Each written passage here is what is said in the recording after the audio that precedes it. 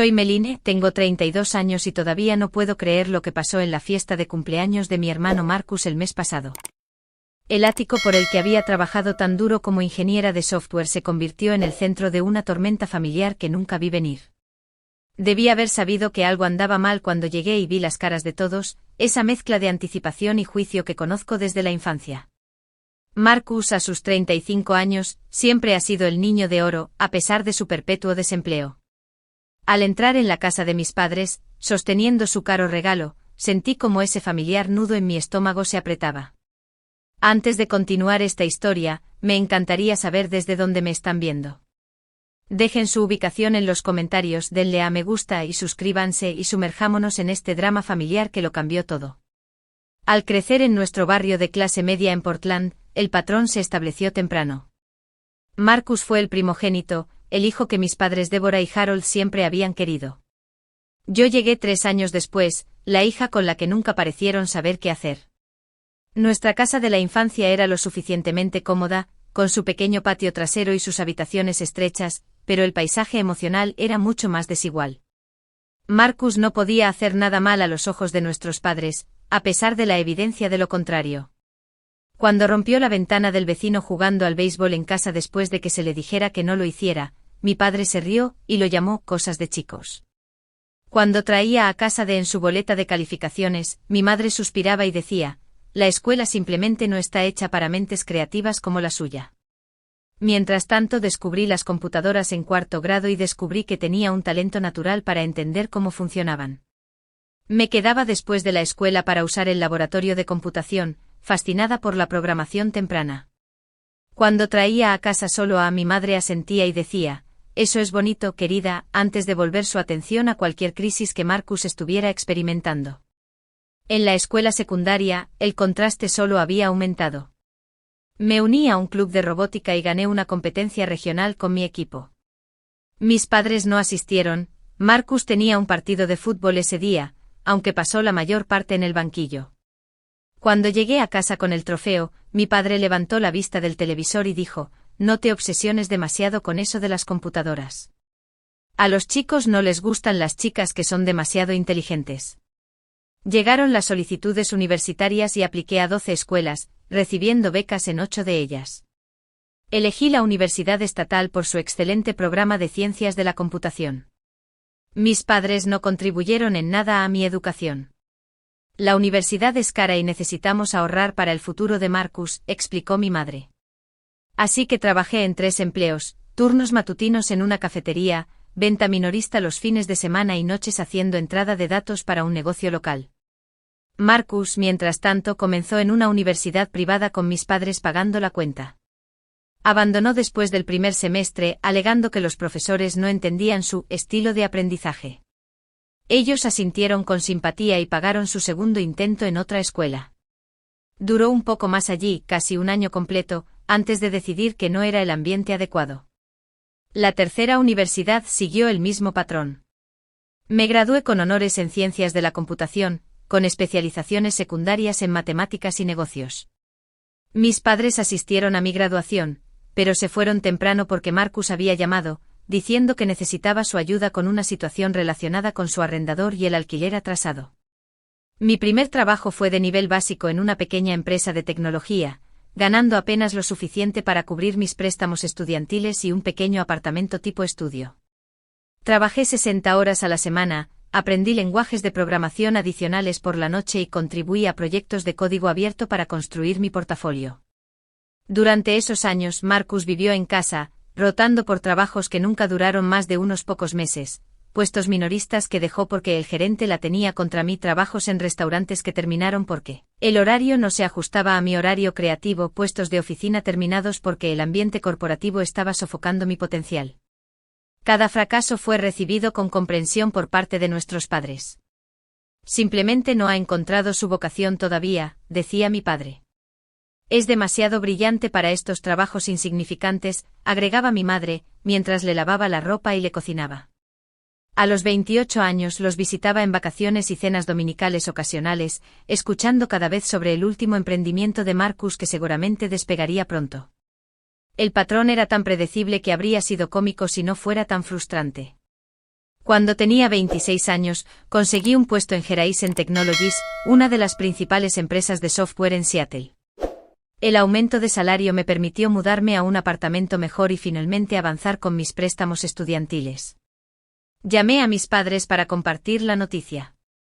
«Eso es lindo, cariño», dijo mi madre, distraída. «¿Supiste que Marcus está pensando en iniciar su propio negocio? Tiene un espíritu tan emprendedor».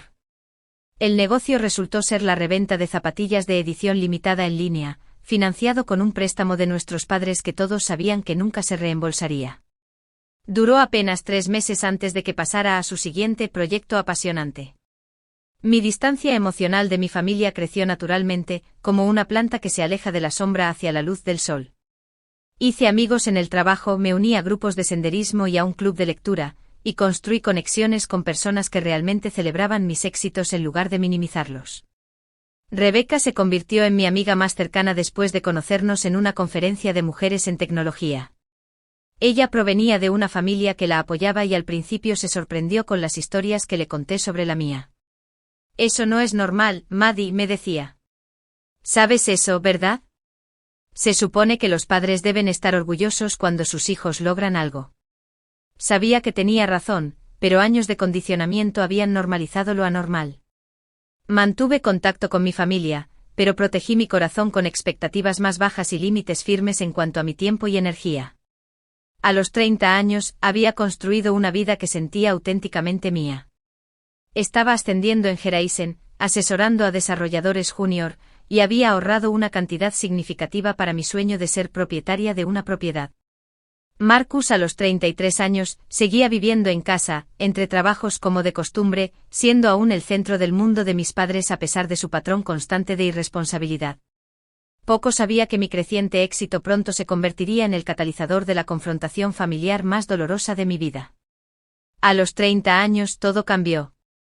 Fui ascendida a arquitecta de software senior en Horizon Technologies, con un aumento sustancial de salario y acciones en la compañía. Después de años de ahorro cuidadoso y movimientos de carrera estratégicos, finalmente tuve la base financiera para hacer la compra de mis sueños, un ático en el centro de Seattle. No fue una decisión impulsiva. Investigué el mercado durante meses, consulté con asesores financieros y me aseguré de que la inversión se alineara con mis objetivos a largo plazo. Cuando encontré el lugar perfecto, un ático de 2 dormitorios en el piso 32 del edificio Cascade, supe de inmediato que estaba destinado a ser mío. Solo las vistas valían el precio, ventanas de piso a techo que mostraban Elliott Bay, el Space Needle y, en días despejados, el majestuoso contorno del Monte Rainier. La sala de estar de concepto abierto se abría a una cocina gourmet con encimeras de mármol y electrodomésticos de alta gama. La suite principal contaba con un vestidor y un baño con una bañera de inmersión colocada para disfrutar de las luces de la ciudad. El segundo dormitorio lo convertí en una oficina en casa, con estanterías empotradas y un escritorio de pie frente al agua. Más allá de los aspectos prácticos, el ático representaba algo profundo para mí. Era una prueba tangible de todo por lo que había trabajado, un espacio que era completamente mío, diseñado según mis preferencias sin compromiso. Después de crecer en un hogar donde mis necesidades siempre quedaban en segundo lugar, este era mi santuario. Las comodidades del edificio añadían otra capa de lujo, un jardín en la azotea con estaciones de parrilla, un gimnasio de última generación, servicio de conserjería las 24 horas y un salón residencial perfecto para el día ocasional de trabajo desde casa cuando quería un cambio de escenario. Rebecca fue la primera persona a quien le mostré el lugar después de mudarme. Trajo champán y brindamos en el balcón mientras el sol se ponía sobre las montañas olímpicas. «Te ganaste cada centímetro de este lugar», dijo chocando su copa con la mía. «Espero que nunca lo olvides». Sentí una punzada momentánea, deseando que mi familia pudiera estar tan genuinamente feliz por mí como lo estaba mi amiga.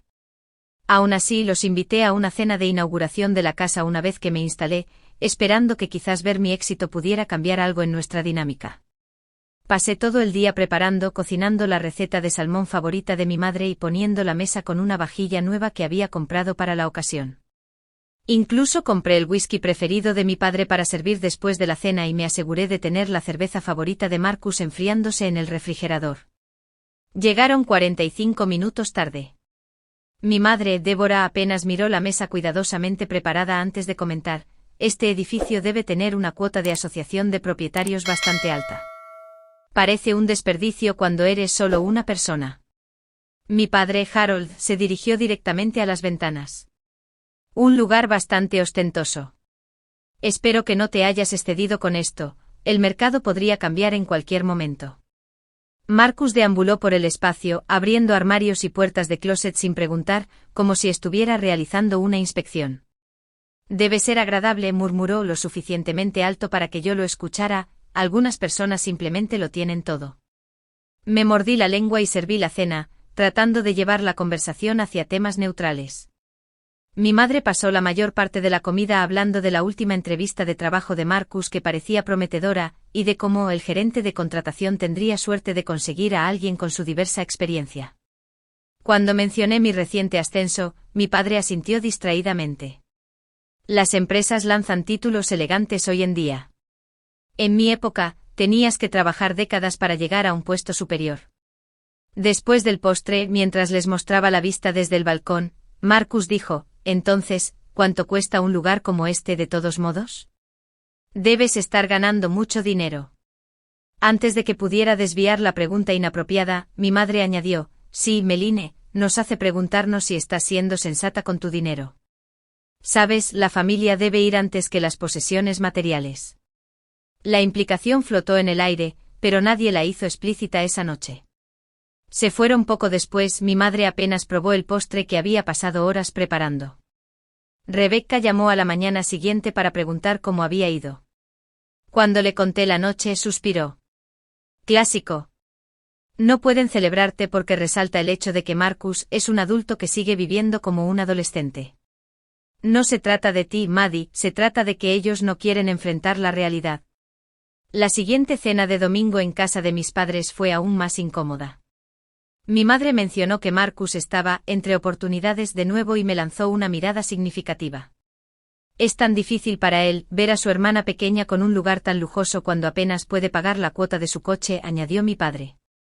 Se supone que la familia debe cuidarse mutuamente, Meline, recuerda eso. Estos comentarios se intensificaron en los meses siguientes. Cada reunión familiar presentaba alguna nueva variación sobre el tema de que mi éxito era de alguna manera un insulto para Marcus, y que yo le debía a la familia compartir mis bendiciones. En el día de Acción de Gracias, mi tía Judith preguntó delante de todos: ¿no te sentirías sola en ese gran ático tú sola? Meline, estoy segura de que Marcus agradecería tener un buen lugar donde quedarse mientras él resuelve sus cosas. En Navidad, mi tío Thomas me acorraló en la cocina. Sabes, tu hermano realmente necesita un respiro. Un hombre necesita su propio espacio para sentirse respetado. ¿Has pensado en dejarlo quedarse contigo un tiempo? Después de todo, tienes esa habitación extra. Desvié estas sugerencias lo más diplomáticamente posible, pero la presión aumentaba. Mientras tanto, Marcus se volvió cada vez más descarado, haciendo comentarios sobre echar un vistazo a mi vista, o probar esa elegante ducha cada vez que se mencionaba el ático. La situación llegó a un punto de ruptura cuando organicé una pequeña cena para colegas e invité a Rebecca. Mis padres llamaron esa tarde preguntando si podían pasar a dejar algo. En contra de mi buen juicio, acepté. Llegaron con Marcus a cuestas, claramente con la intención de quedarse. Mi madre inmediatamente comenzó a criticar mi arreglo de aperitivos frente a mi jefe y compañeros de trabajo, mientras Marcus se servía el vino que había seleccionado cuidadosamente para la noche. A mi hermana le gusta hacerse la anfitriona en su elegante apartamento, anunció a Emma, una de mis colegas, pero olvida de dónde viene. Logré pasar la noche sin causar una escena, pero una vez que todos se fueron, los confronté. Eso fue completamente inapropiado. No pueden aparecer sin invitación a un evento que estoy organizando para el trabajo. Mi madre pareció herida. Somos familia, Meline. La familia no necesita invitaciones. Además, añadió Marcus con una sonrisa, no es como si no tuvieras espacio. Entonces me di cuenta de que las violaciones de los límites continuarían a menos que tomara una postura firme. Empecé a rechazar las cenas de los domingos con más frecuencia, citando compromisos laborales. Dejé de compartir detalles sobre mi vida durante nuestras llamadas telefónicas. Creé distancia para proteger mi paz, que tanto me había costado ganar. Pero la tensión familiar se estaba acumulando hacia una confrontación que lo cambiaría todo, y la próxima fiesta de cumpleaños número 35 de Marcus resultaría ser el punto de ruptura que ninguno de nosotros vio venir. 3 semanas antes del cumpleaños de Marcus, perdió su trabajo de nuevo. Esta vez era un puesto en la compañía de seguros del padre de su amigo, un trabajo que prácticamente le había sido entregado en bandeja de plata. Duró solo 2 meses antes de ser despedido por rendimiento inconsistente y problemas de asistencia, aunque mis padres insistieron en que era porque el gerente se sentía amenazado por las cualidades de liderazgo natural de Marcus. El día después de ser despedido, mi madre me llamó. Meline, tu hermano está pasando por un mal momento otra vez, comenzó su voz con esa familiar nota de expectativa. Lamento escuchar eso, respondí sabiendo ya a dónde se dirigía esto. Bueno, tiene que pagar el coche el mes que viene, y con su cumpleaños el próximo mes, me preguntaba si podrías ayudar, solo hasta que encuentre algo nuevo. ¿Sabes lo difícil que está el mercado laboral hoy en día? Había escuchado este mismo discurso tantas veces que podría haberlo recitado con ella. En contra de mi buen juicio, le envié a Marcus $300 para el pago de su coche, diciéndome a mí misma que era algo único. 3 días después, mi padre llamó. El alquiler de tu hermano vence y ya sabes cómo son estos propietarios, sin compasión por un contratiempo temporal. ¿Podrías ayudarlo solo por esta vez? Otros $1,200 transferidos de mi cuenta a la de Marcus. Me dije a mí misma que era la última vez, pero las solicitudes seguían llegando, dinero para comestibles, servicios públicos, un traje nuevo para entrevistas. Cada solicitud enmarcada como temporal, esencial y mi deber familiar. Cuando se acercaba el cumpleaños de Marcus, le había dado casi $3,000 en préstamos que todos sabíamos que nunca serían reembolsados. Durante la pausa para el almuerzo en el trabajo, le conté a mi colega Emma sobre la situación. Es como si me estuvieran castigando por ser responsable, le dije mientras estábamos sentadas en la cafetería de la empresa. Cuanto más logro, más esperan que yo compense los fracasos de Marcus. Emma, que provenía de una familia numerosa con dinámicas saludables, negó con la cabeza. Necesitas establecer límites, Maddie. Límites claros y firmes. De lo contrario, este patrón continuará hasta que no te quede nada que dar. Pero son familia, dije, repitiendo el estribillo que se me había programado desde la infancia. La familia apoya el crecimiento mutuo, respondió Emma, no lo sabotean. Lo que están haciendo no es amor, es habilitar a tu hermano y explotarte. Sabía que tenía razón, pero años de condicionamiento hacían que la perspectiva de una confrontación fuera aterradora. Aún así, decidí empezar a poner límites una vez que el cumpleaños de Marcus hubiera pasado. No hay necesidad de crear drama durante una celebración familiar, razoné. El fin de semana anterior a la fiesta, fui de compras para el regalo de Marcus.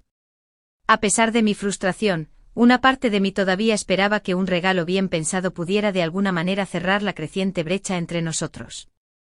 Seleccioné un reloj caro, mucho más de lo que debería haber gastado dadas los recientes préstamos, pero quería hacer un gesto que no pudiera ser criticado. Esa noche mi teléfono vibró continuamente con mensajes de varios miembros de la familia. De mi madre, no olvides el pastel de chocolate favorito de Marcus y vístete bien, tu tía Judith viene de Portland. De mi padre, asegúrate de llegar a tiempo por una vez, esto es importante para tu madre. De mi prima Stephanie, deseando verte en la fiesta, tenemos que ponernos al día. De mi tío Thomas, será bueno ver a toda la familia junta, te extrañamos en las cenas de los domingos. El subtexto era claro, la asistencia era obligatoria, y mi ausencia había sido notada y discutida. El sistema familiar estaba ejerciendo su fuerza, tratando de traer de vuelta al miembro descarriado al redil. La mañana de la fiesta, me desperté con un nudo de ansiedad en el estómago. Pasé tiempo extra arreglándome eligiendo un vestido azul conservador que no invitara a comentarios sobre presumir o vestir elegante. Me peiné de forma sencilla, apliqué un maquillaje mínimo y deliberadamente dejé la mayor parte de mis joyas en casa. Estos cálculos, la cuidadosa preparación de mi apariencia para minimizar las críticas, decían mucho sobre las dinámicas insalubres que estaba manejando. Mientras envolvía el regalo de Marcus en papel plateado, ensayaba respuestas neutrales a las inevitables preguntas sobre mi trabajo, mi ático, mi vida amorosa. El viaje a la casa de mis padres en los suburbios tomó 40 minutos. Con cada milla sentía que regresaba, la profesional segura reemplazada por la eterna segunda mejor hija, buscando una aprobación que nunca llegaba. Estacioné entre el SUV de mi tío y el sedán de mi prima, tomándome un momento para centrarme antes de entrar. La casa ya estaba llena cuando llegué, tías, tíos, primos y amigos de mis padres, todos reunidos para celebrar a Marcus. Globos decoraban la sala de estar y una pancarta de "Feliz 35 cumpleaños" colgaba sobre la entrada del comedor. Mi madre me interceptó en la puerta. «Por fin, estás aquí», dijo, aunque yo llegué precisamente a tiempo. «Pon tu regalo en la mesa con los demás. Marcus está en el patio trasero con tu padre y el tío Thomas». Me abrí paso por la casa, intercambiando saludos con parientes que no había visto en meses. La mayoría eran educados pero distantes, como si no estuvieran seguros de cómo relacionarse conmigo ahora que había roto las reglas familiares tácitas al tener demasiado éxito. La tía Judith me agarró del brazo al pasar. «¿Ese ático todavía te va bien?», preguntó, su tono sugiriendo que de alguna manera estaba traicionando mi educación al vivir allí. «Es perfecto para mí», respondí simplemente, zafándome antes de que pudiera presionar más. En la cocina, escuché a la amiga de mi madre, Patricia, decir: «Piensa que es mejor que el resto de nosotros ahora, con su elegante trabajo y su apartamento caro. Mientras tanto, el pobre Marcus no tiene suerte». Fingí no escuchar, concentrándome en arreglar la bandeja de verduras que había traído. El patrón era familiar, mis logros enmarcados como arrogancia, los fracasos de Marcus como mala suerte. El patio trasero estaba preparado con mesas y sillas para la cena. Marcus estaba de pie con una cerveza en la mano, departiendo con nuestro padre, tío y dos primos varones. Reconoció mi llegada con un breve asentimiento antes de continuar su historia sobre cómo su antiguo jefe no podía manejar a alguien con ideas reales. Mientras me sentaba en la periferia de la reunión, no pude evitar maravillarme ante las realidades paralelas que habitábamos. En la versión de Marcus, reforzada con entusiasmo por nuestros padres, era un genio incomprendido, repetidamente victimizado por las circunstancias y figuras de autoridad celosas. En la versión respaldada por pruebas objetivas, era un adulto crónicamente de bajo rendimiento, habilitado por padres que no podían soportar verlo enfrentar las consecuencias. Poco sabía que en unas pocas horas, estas narrativas contrapuestas chocarían de una manera que alteraría permanentemente nuestro paisaje familiar. El pastel de cumpleaños, los regalos, la cena familiar aparentemente normal, todo era el preludio de una confrontación que se había gestado durante años. La cena se sirvió a las 6, con todos reunidos alrededor de la mesa del comedor extendida y la mesa plegable dispuesta para dar cabida al desbordamiento. Mi madre había preparado todos los favoritos de Marcus: roast beef, puré de papas con ajo, cazuela de ejotes y panecillos de la panadería de la calle. Yo estaba sentada entre mi prima Stephanie y Jim, compañero de trabajo de mi padre, a salvo de la distancia de Marcus en la cabecera de la mesa.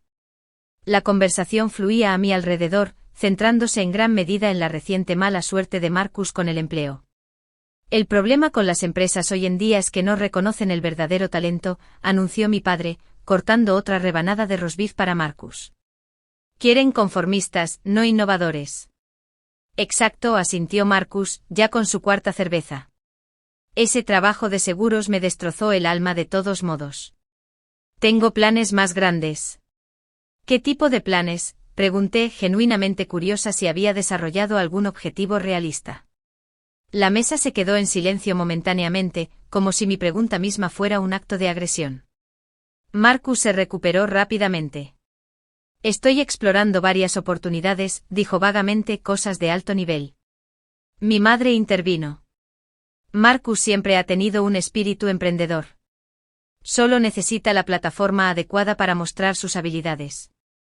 Asentí y volví a mi comida. El guión familiar se desarrollaba exactamente como se esperaba. Nadie preguntó por mi trabajo o mi vida. Mi papel en estas reuniones era de audiencia, no de participante. Después de la cena llegó el pastel, el mousse de chocolate de la pastelería favorita de Marcus que le costó a mi madre casi $100, y luego los regalos. Marcus abrió cada regalo con el derecho de quien no esperaba menos, ofreciendo un agradecimiento superficial antes de pasar a la siguiente caja.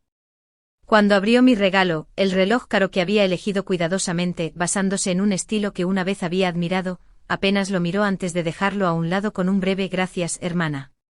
Mi madre, notando su tibia respuesta, añadió rápidamente: ¿No es considerado de tu hermana, Marcus? Ella sabe cuánto aprecias los relojes de calidad. La apertura de regalos concluyó, y pensé que la noche estaba terminando. Ya estaba calculando cuándo podría irme cortésmente sin comentarios, cuando mi padre se levantó y golpeó su vaso con una cuchara. Si pudiera tener la atención de todos, dijo, su voz resonando en la habitación ahora en silencio, tenemos algo importante que discutir como familia. Un escalofrío me recorrió, algo en su tono hizo sonar las alarmas. Como todos saben, Marcus ha tenido algunos contratiempos recientemente, continuó mi padre. A pesar de sus talentos y habilidades, está luchando por encontrar su lugar en el competitivo mercado laboral actual. Murmullos de simpatía circularon por la sala. A los 35 años, un hombre necesita su propio espacio, su propio dominio donde pueda reagruparse y planificar sus próximos movimientos, prosiguió mi padre. Desafortunadamente, con los costos actuales de la vivienda y la situación financiera temporal de Marcus, eso ha sido difícil. Mi estómago se apretó al comenzar a ver a dónde se dirigía esto. Mi madre se puso de pie junto a mi padre. La familia significa apoyarse mutuamente en tiempos difíciles, dijo, sus ojos encontrándose con los míos al otro lado de la habitación. Aquellos que han sido bendecidos con abundancia tienen una responsabilidad especial de compartir con los necesitados, especialmente con la familia. La habitación se había vuelto incómodamente silenciosa, todas las miradas se desplazaban ahora entre mis padres y yo. El tío Thomas se aclaró la garganta. Meline, todos hemos estado hablando, y creemos que hay una solución obvia aquí. Su tono era razonable, como si propusiera una simple transacción comercial. Tienes ese gran ático para ti sola, con un dormitorio extra que usas como oficina. Marcus necesita un lugar donde quedarse mientras se recupera. Parpadeé, aturdida por la franqueza de la propuesta, a pesar de haberla presentido. ¿Quieren que Marcus se mude a mi ático? Tiene todo el sentido, intervino la tía Judith.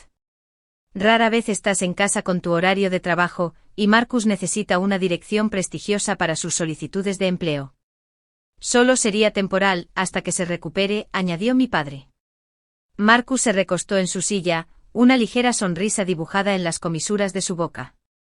Él había sabido de esta emboscada todo el tiempo. He pensado mucho en esto, dijo como si la idea hubiera sido suya. Es la solución perfecta. Cuidaría bien el lugar y apenas me notarías allí. Respiré hondo, tratando de procesar lo que estaba sucediendo. Mi ático es mi hogar, dije con cuidado. Trabajé muy duro para conseguirlo. No es una propiedad extra que tengo por ahí. Es donde vivo. Aún puedes vivir allí, dijo mi madre con desdén. Solo lo compartirías con tu hermano, que necesita ayuda. Eso es lo que hace la familia. Además, añadió mi padre, no es como si hubieras tenido que luchar como Marcus. Todo siempre te ha resultado fácil. La injusticia de esa declaración me dejó momentáneamente sin habla. Había trabajado en múltiples empleos durante la universidad, mientras mis padres pagaban la matrícula de Marcus en 3 escuelas diferentes. Había ahorrado durante años viviendo en pequeños apartamentos para poder pagar el anticipo de mi casa. Nada se me había entregado, todo lo contrario. Lo siento, dije recuperando la voz, pero eso no va a funcionar para mí. Mi hogar es mi espacio privado y necesito que siga siendo así. La temperatura de la habitación pareció bajar 10 grados. ¿Así que te niegas a ayudar a tu hermano?, preguntó mi madre alzando la voz. Después de todo lo que hemos hecho por ti. He ayudado a Marcus repetidamente, respondí, luchando por mantener un tono uniforme. Le he dado miles de dólares solo en el último mes. Pero mudarlo a mi casa es un límite que no estoy dispuesta a cruzar. ¿Límites?, mi padre se burló. Esto no es terapia, Meline, esto es familia. No hay límites en la familia. Debería haberlos, repliqué. Las relaciones saludables requieren respeto por el espacio y las decisiones del otro. El tío Thomas se inclinó hacia adelante. Escucha, Meline, nadie te pide que renuncies a tu ático, solo que lo compartas hasta que Marcus se recupere. 6 meses como mucho. Todos sabemos que nunca serían 6 meses, dije, las palabras escapando antes de que pudiera filtrarlas. Y no se trata solo del tiempo. Se trata de respeto por las decisiones que he tomado y la vida que he construido. El rostro de Marcus se oscureció. ¿Así que tu elegante apartamento es más importante que ayudar a tu propio hermano? Qué bueno saber dónde están tus prioridades, hermana. Mi prioridad es mantener el hogar por el que trabajé años para pagar, respondí. Estoy feliz de ayudarte de otras maneras, Marcus, pero no cediendo mi espacio personal. Eres egoísta e irrazonable, espetó mi madre. Después de todo lo que hemos hecho por ti, ¿así nos pagas? ¿Negándote a ayudar a tu hermano cuando más lo necesita? La manipulación emocional era tan descarada que habría sido cómica en cualquier otro contexto. ¿Qué habían hecho exactamente por mí más allá de proporcionarme las necesidades básicas en la infancia? Cada paso de mi vida adulta había sido navegado sin su apoyo, financiero o de otro tipo. Siento que pienses eso, dije levantándome de mi asiento, pero mi respuesta es no. Marcus es bienvenido a quedarse aquí con ustedes, como lo ha estado, o puedo ayudarlo a encontrar un apartamento dentro de su presupuesto. Pero no se mudará a mi casa. Lo que sucedió después ocurrió tan rápido que apenas tuve tiempo de reaccionar. Mi madre cruzó la habitación en 3 zancadas rápidas y me abofeteó con fuerza en la cara. El sonido resonó en el repentino silencio.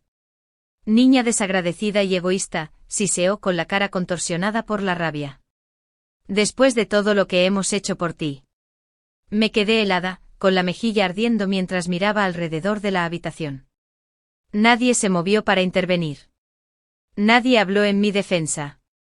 Algunos apartaron la mirada incómodos, pero otros, incluidos mi padre y Marcus, tenían expresiones que sugerían que creían que me lo merecía. En ese momento de claridad cristalina, vi a mi familia con perfecta nitidez, quizás por primera vez. Esto no era amor. Ni siquiera era familia en ningún sentido significativo de la palabra. Era un sistema de control y explotación en el que había participado durante demasiado tiempo. Sin decir otra palabra, recogí mi bolso y salí, cerrando la puerta suavemente detrás de mí. El viaje a casa pasó en un borrón. Mi mejilla aún me ardía por la bofetada de mi madre, pero el dolor físico palidecía en comparación con el impacto emocional de lo que acababa de ocurrir. Había sido humillada públicamente, agredida y abandonada por todos los miembros de mi familia presentes, todo porque me negué a ceder mi casa a un hombre de 35 años que nunca había asumido la responsabilidad de sí mismo. Al entrar en el garaje de mi edificio, las lágrimas que había estado conteniendo finalmente se desbordaron. Me senté en mi coche sollozando incontrolablemente, agradecida por la privacidad del nivel de aparcamiento subterráneo. El guardia de seguridad, Carl, me vio mientras hacía sus rondas y se acercó con preocupación. «Señorita Williams, ¿está usted bien?», preguntó manteniendo una distancia respetuosa. Rápidamente me sequé los ojos. «Es solo una situación familiar difícil». «Gracias por preguntar». «No hay problema». «Hágamelo saber si necesita algo», respondió amablemente antes de continuar su patrulla. Dentro de mi ático, mi santuario que mi familia había intentado reclamar, me derrumbé en el sofá. La hermosa vista nocturna de Seattle contrastaba marcadamente con la fealdad que acababa de experimentar. Llamé a Rebecca, necesitando procesar lo que había sucedido con alguien que realmente se preocupaba por mi bienestar. «Maddie, ¿qué pasa?», contestó ella, percibiendo inmediatamente la angustia en mi voz. «Me tendieron una emboscada», logré decir antes de volver a derrumbarme.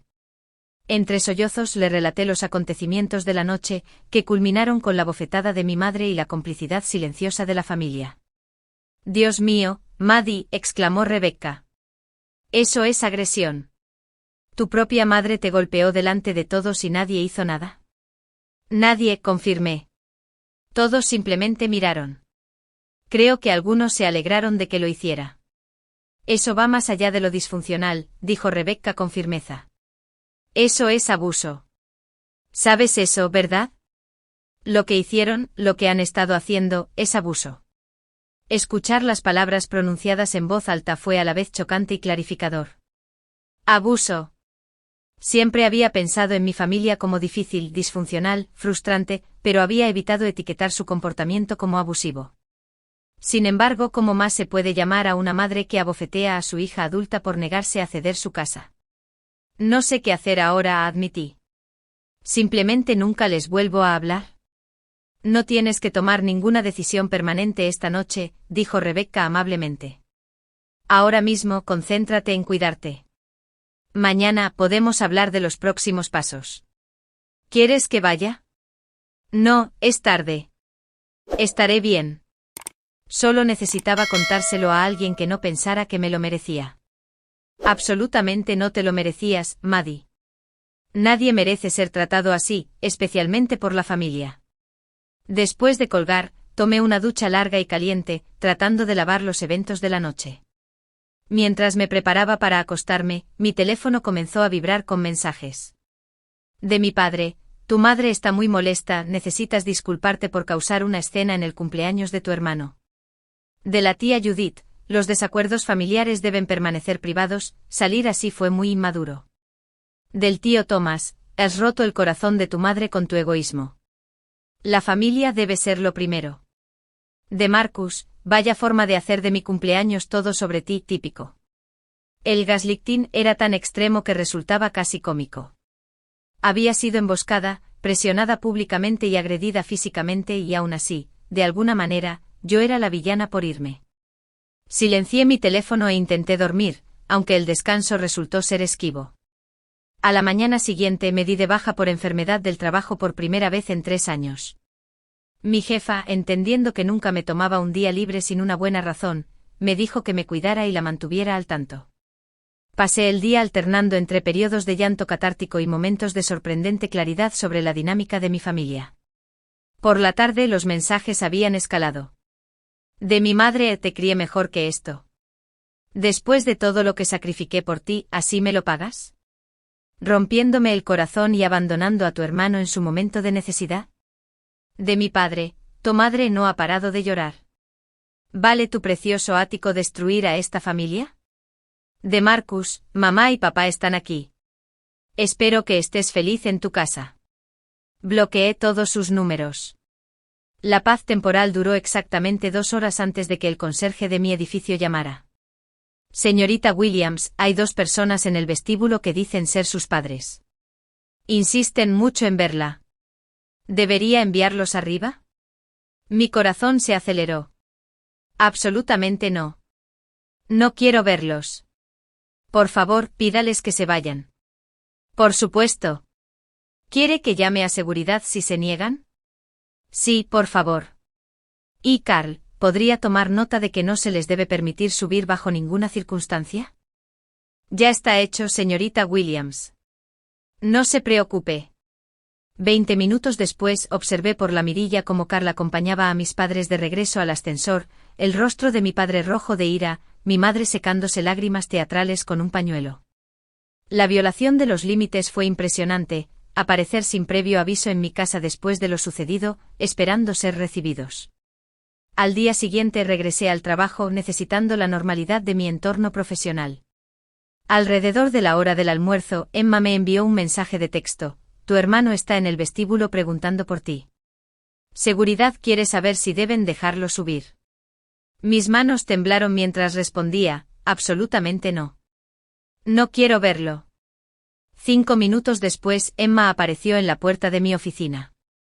Está armando un escándalo abajo diciendo que es una emergencia familiar. Seguridad lo está manejando, pero pensé que debería saberlo. Llamé a la seguridad del edificio y les autoricé a escoltar a Marcus fuera de las instalaciones y prohibirle el regreso. La humillación de que mi drama familiar se extendiera a mi lugar de trabajo fue insoportable. Esa tarde descubrí que Marcus había publicado en redes sociales: algunas personas olvidan de dónde vienen una vez que tienen un poco de éxito. Triste cuando tu propia hermana valora las posesiones materiales por encima de la familia. La familia primero. Decepcionado. La publicación tenía comentarios de varios parientes y amigos de la familia, todos expresando simpatía por el pobre Marcus y decepción por mí. La vergüenza pública estaba claramente destinada a presionarme para que cumpliera a través de la vergüenza. En cambio, endureció mi determinación. Bloqueé a Marcus en todas las plataformas, luego hice lo mismo con cada miembro de la familia que había comentado en apoyo de su publicación. El alivio fue inmediato, como cerrar ventanas durante una tormenta. La siguiente escalada llegó en forma de una carta certificada de un bufete de abogados del que nunca había oído hablar, alegando que yo había hecho compromisos verbales legalmente vinculantes para proporcionar vivienda a Marcus. La carta exigía que cumpliera esos compromisos de inmediato o enfrentaría acciones legales. Casi me eché a reír a carcajadas ante lo absurdo. No había hecho tales compromisos verbales ni de ningún otro tipo. Aún así, la amenaza implícita era clara: someterse a las demandas familiares o enfrentar acoso continuo. Era hora de tomar medidas más decisivas para protegerme. Mi familia había demostrado que no respetaría mis límites voluntariamente, tendría que hacerlos cumplir por los medios necesarios. La mañana siguiente a la recepción de la ridícula amenaza legal, llamé a la doctora Mitchell, una terapeuta a la que había visto brevemente unos años antes por estrés relacionado con el trabajo. Me hizo un hueco esa misma tarde y llegué a su cómoda consulta agarrando la carta amenazante como prueba en un juicio. No estoy segura de si me recuerda, comencé. Claro que sí, Meline, respondió ella con calidez. ¿Qué te trae de vuelta después de tanto tiempo? Le entregué la carta y le di una versión condensada de los acontecimientos recientes, desde la creciente presión sobre mi ático hasta la emboscada de la fiesta de cumpleaños y sus consecuencias. La doctora Mitchell leyó la carta con atención, su expresión cada vez más preocupada. Cuando levantó la vista, sus ojos eran compasivos pero directos. Esto es abuso emocional y manipulación de libro, dijo sin dudar. La agresión física, y sí, que tu madre te abofetee es agresión, lo lleva a otro nivel completamente diferente. Sigo pensando que debo estar exagerando, admití. Son mi familia, ¿no debería ser más comprensiva con sus preocupaciones? Lo que estás experimentando es el resultado de un condicionamiento de toda la vida, explicó la doctora Mitchell. Te han programado para anteponer los deseos de tu familia, particularmente los de tu hermano, a tus propias necesidades legítimas. Eso no es un comportamiento familiar normal ni saludable. Durante la siguiente hora analizamos patrones que había normalizado durante décadas, la dinámica de niño de oro / chivo expiatorio entre Marcus y yo, la parentificación que me hacía responsable del bienestar de mi hermano, las tácticas de manipulación emocional que empleaban mis padres. Lo que describes no es solo disfuncional, es un caso de libro de un sistema familiar narcisista, explicó la doctora Mitchell.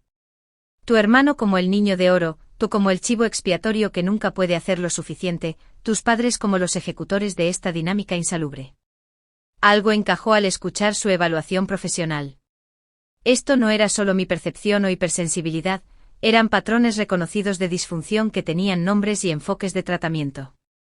Entonces, ¿qué hago ahora?, pregunté. Primero, reconoce que no puedes cambiarlos, dijo con firmeza. Tus padres y tu hermano se han beneficiado de esta dinámica durante décadas, no tienen motivación para cambiarla. Y segundo, protégete. Establece límites claros y hazlos cumplir de manera consistente. Considera un periodo de no contacto para darte espacio para sanar y ganar perspectiva. Al salir de su consulta, me sentí más ligera de lo que había estado en días. La validación de una profesional de que no estaba loca ni era egoísta fue profundamente sanadora. Esa noche comencé a investigar sobre dinámicas familiares y sistemas familiares narcisistas. La literatura describía mi experiencia con tanta precisión que era inquietante, como leer un estudio de caso sobre mi propia vida. Encontré grupos de apoyo en línea para hijos adultos de padres narcisistas y pasé horas leyendo historias inquietantemente similares a la mía. Al día siguiente contacté a un consultor de seguridad recomendado por mi empresa e hice instalar medidas adicionales en mi ático, una cámara en el timbre, cerraduras mejoradas y un protocolo de seguridad con la recepción de mi edificio. No iba a arriesgarme después del intento de Marcus de entrar a mi lugar de trabajo. También consulté a Jessica, una amiga abogada, sobre la carta amenazante. Esto es ridículo, dijo después de revisarla. No hay ninguna base legal. Es una táctica de intimidación, nada más. ¿Debería responder?, pregunté. En realidad sí, dijo Jessica. Redactaré una carta de cese y desista dejando claro que cualquier acoso adicional, amenazas legales, presentarse en su casa o lugar de trabajo, o difamación pública en las redes sociales resultará en que usted persiga remedios legales, incluyendo una orden de restricción si es necesario. La respuesta formal me hizo sentir empoderada. Ya no estaba simplemente reaccionando a sus ataques, sino que estaba tomando medidas proactivas para protegerme. Unos días después, recibí un mensaje de texto de mi prima Stephanie: ¿podemos hablar? No todos en la familia están de acuerdo con lo que pasó. Nos reunimos en una cafetería lejos de mi apartamento y lugar de trabajo. Stephanie siempre había sido una especie de extraña en la familia, la artista que eligió el teatro en lugar de la carrera de negocios que sus padres le habían planeado. Lo que pasó en la fiesta estuvo mal, dijo de inmediato. Debería haber dicho algo, y lo siento mucho por no haberlo hecho. Gracias, le dije, genuinamente conmovida por su reconocimiento. Significa mucho escuchar eso. He estado donde tú estás, continuó. Cuando elegí la escuela de teatro en lugar de la facultad de negocios, mis padres me cortaron económicamente. Tu madre, mi tía Débora, les dijo que tenían razón al hacerlo, que yo necesitaba aprender la lección. Pero el tío Harold me envió dinero en secreto para libros y materiales. ¿Mi padre hizo eso? Me quedé atónita. Mi padre siempre había parecido completamente alineado con el trato de mi madre hacia mí. Es más complejo de lo que parece, dijo Stephanie, pero es débil. No se enfrentará a tu madre ni admitirá que Marcus necesita ayuda de verdad, no que lo consientan. Nuestra conversación continuó durante horas mientras compartíamos experiencias de ser marginadas en la familia. Stephanie finalmente había establecido límites con sus padres y ahora tenía una relación con ellos que, aunque no era perfecta, al menos era manejable. La distancia ayudó, aconsejó. Me mudé a Portland, limité el contacto a llamadas y visitas programadas, y me negué a discutir ciertos temas. Fue difícil al principio, pero ahora en su mayoría respetan mis límites. De vuelta en casa, me sentí menos sola, sabiendo que al menos un miembro de la familia me entendía y me apoyaba. Esa pequeña validación me dio fuerza para lo que tenía que hacer a continuación. Durante las semanas siguientes, reuní sistemáticamente pruebas de mi trayectoria frente a la de Marcus. Creé una línea de tiempo documentando mi educación pagada íntegramente por mí, mi progresión profesional, mis hitos financieros y mi constante autosuficiencia. Junto a ello, documenté la historia de Marcus de cursos universitarios abandonados pagados por nuestros padres, trabajos fallidos, préstamos nunca reembolsados y dependencia continua. No estaba creando este registro para avergonzarlo, sino para tener pruebas concretas contra la narrativa de manipulación que decía que de alguna manera yo lo había tenido fácil mientras Marcus luchaba sin culpa propia. Durante este tiempo, Marcus intentó entrar a mi edificio 2 veces más. La segunda vez le dijo al conserje que era mi hermano y que había dejado su llave arriba. Gracias a mis nuevos protocolos de seguridad, fue rechazado y advertido de que se llamaría a la policía si regresaba. La carta de cese y desista de mi abogada tuvo un impacto. La campaña en redes sociales contra mí se calmó y no llegaron más amenazas legales. Aún así, recibí mensajes de texto ocasionales de parientes preguntando por qué estaba destrozando a la familia, o instándome a ser la persona madura. Estos mensajes ya no me alteraban como antes. Con la ayuda de la doctora Michei, había desarrollado herramientas para reconocer las tácticas de manipulación y responder de manera apropiada, lo que a veces significaba no responder en absoluto. 6 semanas después del incidente de la fiesta de cumpleaños, me sentí lo suficientemente fuerte como para dar el último paso en la recuperación de mi poder. Organicé una reunión con mis padres y Marcus en un lugar neutral, una sala privada en un restaurante del centro con la seguridad de que había seguridad cerca si era necesario. El escenario estaba preparado para una confrontación que o bien comenzaría un proceso de curación, o finalizaría nuestro distanciamiento. De cualquier manera, estaba preparada para enfrentar a mi familia en mis propios términos, con la verdad como mi escudo y los límites como mi armadura. Llegué al restaurante 20 minutos antes, necesitando tiempo para centrarme antes de la confrontación. El comedor privado que había reservado ofrecía tanto privacidad como seguridad. Mi abogada, Jessica, había sugerido un lugar público con personal cerca, por si las emociones volvían a escalar. Me preparé meticulosamente para esta reunión, llevando copias de la documentación que había recopilado y ensayando lo que quería decir con la doctora Michei. Lo más importante, había aclarado mis límites y las consecuencias por violarlos. Mis padres llegaron exactamente a tiempo, la expresión de mi madre una máscara ensayada de dignidad herida, mi padre incómodo pero resuelto. Marcus llegó 10 minutos tarde, haciendo una entrada como si su tardanza fuera un movimiento de poder en lugar de simple falta de respeto. Gracias por venir, comencé una vez que un mesero nos había traído agua y nos dejó solos. Quería reunirme en persona para aclarar algunas cosas sobre nuestra relación en el futuro. En el futuro, interrumpió mi madre. Quizás deberías empezar por disculparte por haberte marchado del cumpleaños de tu hermano y por ignorar nuestras llamadas durante semanas. Respiré hondo, negándome a desviarme. Lo que pasó en la fiesta de cumpleaños de Marcus fue inaceptable. Me tendieron una emboscada con exigencias irrazonables, y cuando me negué, me agredieron físicamente, mamá. Nadie intervino ni preguntó si estaba bien después. Solo fue una bofetada, dijo Marcus con desdén. No seas tan dramática. Si un extraño me hubiera abofeteado, sería agresión. Ser familia no lo hace aceptable, respondí con calma.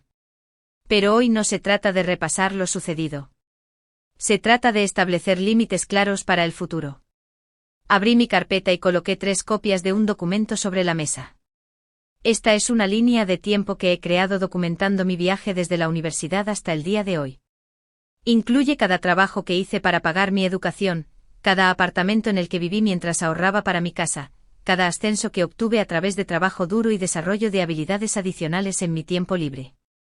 Mi padre miró el documento mientras mi madre lo apartó sin mirar. Junto a mi trayectoria, he documentado el camino de Marcus, los 3 colegios que nuestros padres pagaron, los numerosos trabajos dejados o perdidos, el apoyo financiero repetido provisto sin expectativa de reembolso o responsabilidad. Esto es ridículo, espetó Marcus. Solo intentas hacerte quedar bien y hacerme quedar mal. No.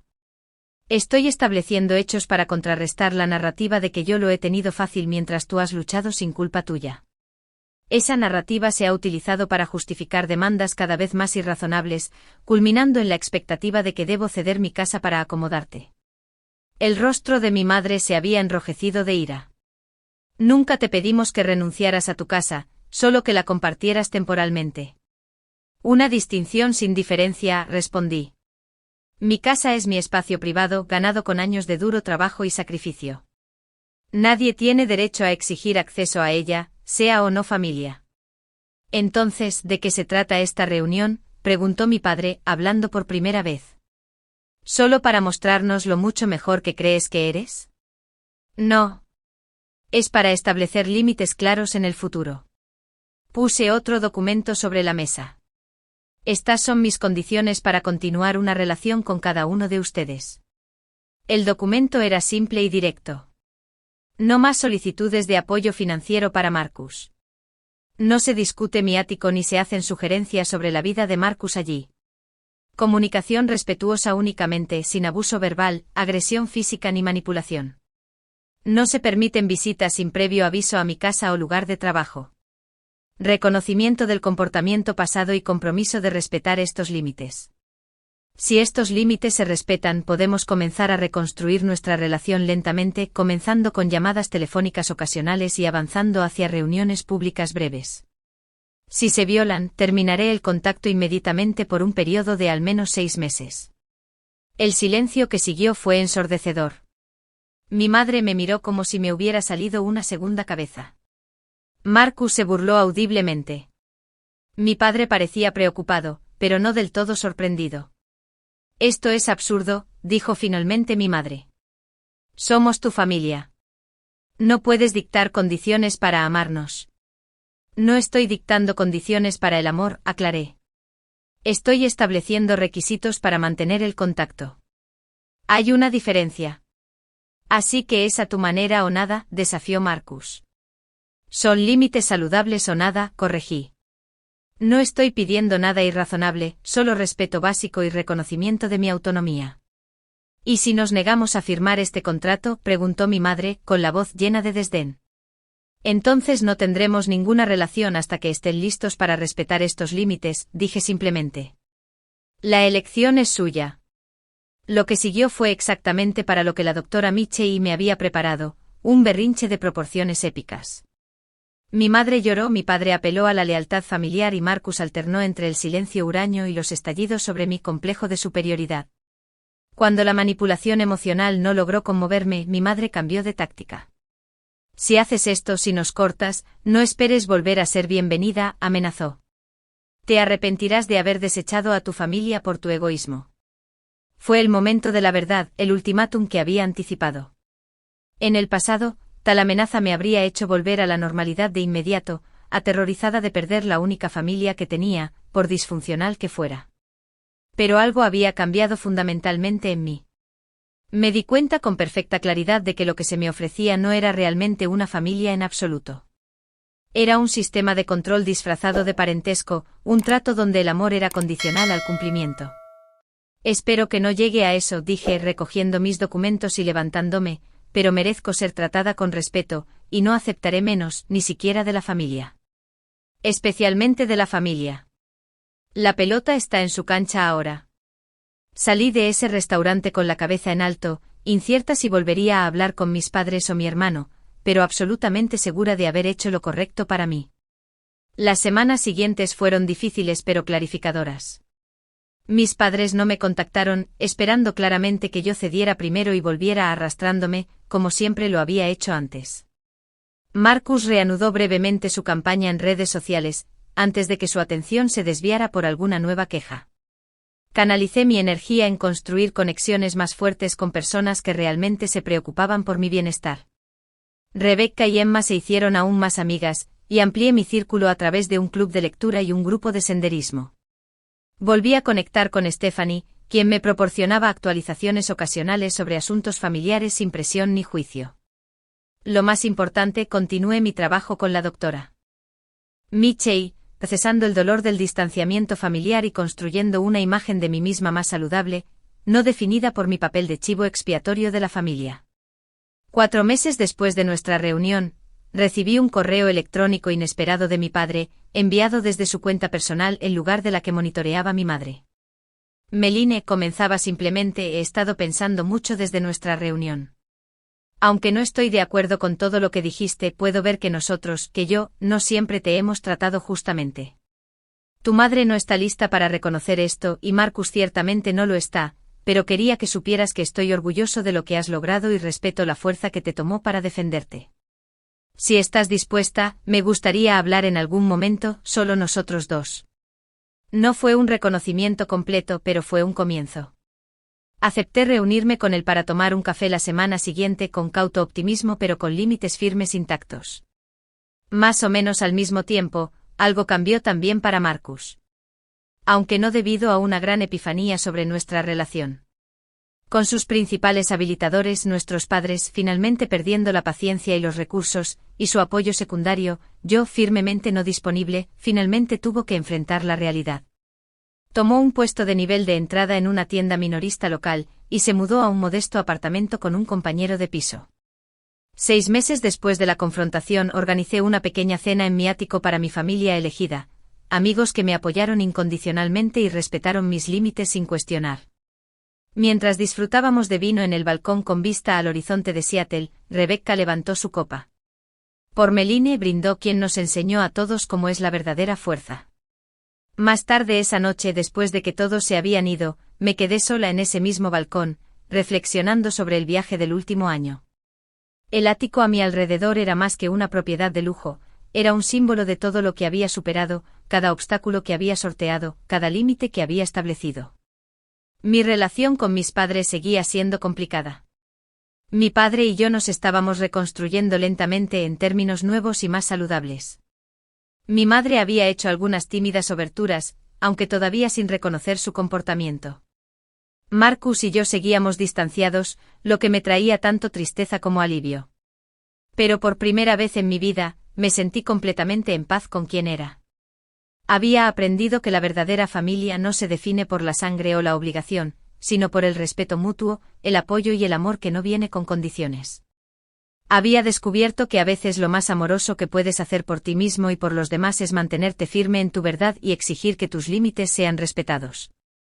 Mientras observaba las luces de la ciudad parpadear abajo, me di cuenta de que la propiedad más valiosa que poseía no era este hermoso ático, sino el sentido de valía personal que tanto había luchado por recuperar. ¿Alguna vez has tenido que establecer límites difíciles con miembros de tu familia? ¿Cómo manejaste la situación y qué aprendiste de la experiencia? Me encantaría escuchar tus historias en los comentarios a continuación. Si esta historia te ha resonado, por favor, dale un me gusta y suscríbete para escuchar más historias como esta. Y si conoces a alguien que necesite escuchar este mensaje sobre cómo establecer límites saludables, por favor, comparte este vídeo con ellos. Gracias por escuchar mi viaje y recuerda que mereces respeto y amor sin condiciones.